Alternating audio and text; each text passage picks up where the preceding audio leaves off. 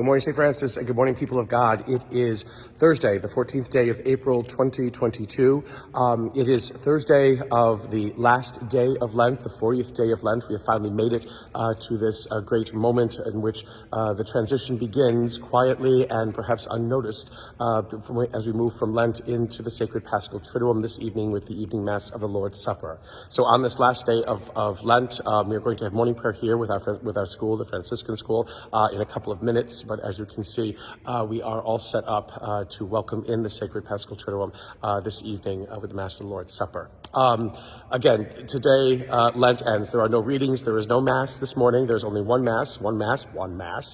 This evening, the Mass of the Lord's Supper. So our last Mass would have been yesterday, again, which ends on this very, sad note of Judas deciding to betray his friend. And so we're sort of left in this kind of puzzling, odd, uncertain, unsettling place as we move into these next 3 days, which are the core of our faith, of our belief, of our year of celebration, always. Not Christmas, unfortunately. It is these 3 days, and these 3 days that need to be taken together in tandem.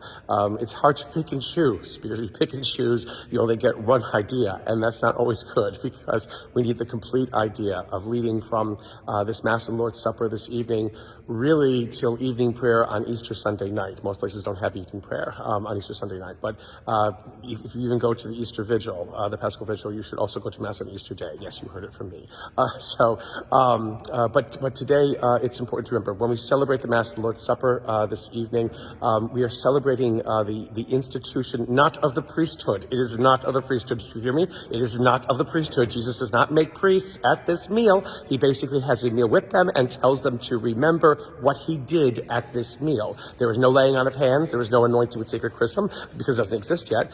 There is nothing that makes them into priests. We have to move away from that idea. That was never, ever the thought of what this day meant.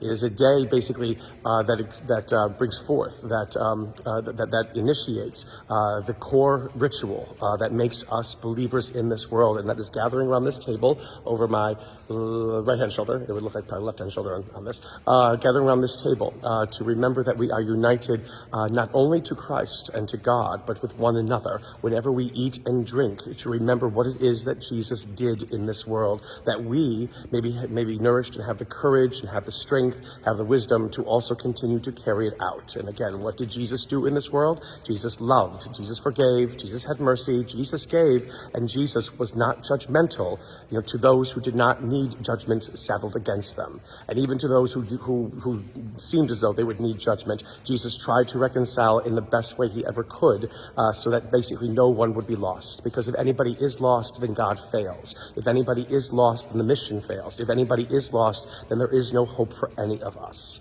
We remember on this evening, as we enter into the Mass of the Lord's Supper and enter into the sacred Paschal Triduum, the great work of love that does not differentiate, of love that does not make one person greater than another, of love that does not try to show us that my way of doing things is better than your way of doing things, but love that unites, love that serves, love that renews the face of the earth and transforms us into the people that God intends us to be.